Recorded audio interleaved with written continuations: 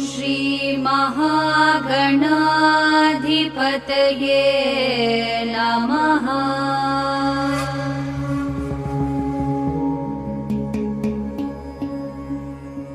विकटोत्कटसुन्दरदन्तिमुखं भुजगेन्द्रसुसर्पगदाभरणं गजनील गजेन्द्र गणाधिपतिं प्रणतोऽस्मि विनायकहस्तिमुखम्।